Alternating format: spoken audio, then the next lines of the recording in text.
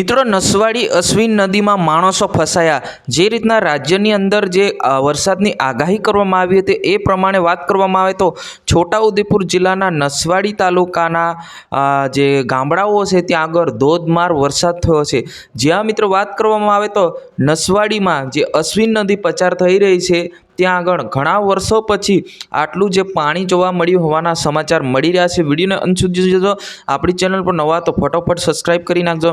મિત્રો વાત કરવામાં આવે તો ગઈકાલે જે રાજ્યની અંદર જે હવામાન વિભાગ દ્વારા જે આગાહી કરવામાં આવી છે, આગાહી એટલે કે રાજ્યની અંદર કેટલાક જિલ્લા એટલે કે મધ્ય ગુજરાતના જિલ્લા વલસાડ, તાપી, સુરત, નર્મદા, છોટાઉદેપુર, દાહોદ, ગોધરા આવા જે મધ્ય ભાગના જે જિલ્લાઓ છે ત્યાં આગળ જે વરસાદની આગાહી કરવામાં આવી હતી ત્યારે એ જ પ્રમાણે વાત કરવામાં આવે તો જે આજ તારીખ લઈને 31 તારીખ લઈને બીજી તારીખ સુધીની એટલે કે 2-3 દિવસ સુધી આગાહી કરવામાં આવી છે। ત્યારે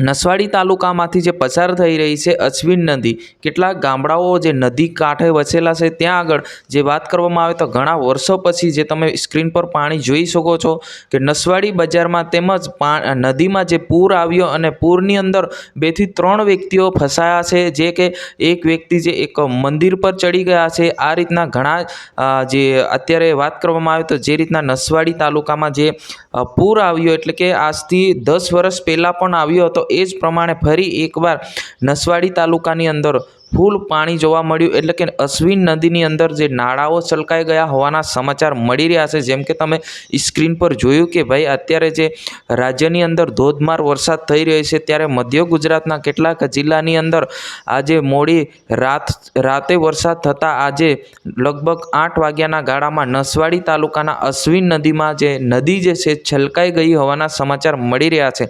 જ્યાં મિત્રો તમારે શું કહેવું છે જરૂર કોમેન્ટ કરીને બતાવજો। તાત્કાલિક આપણે નવા વિડીયોમાં મળશું। જય હિન્દ, વંદે માતરમ।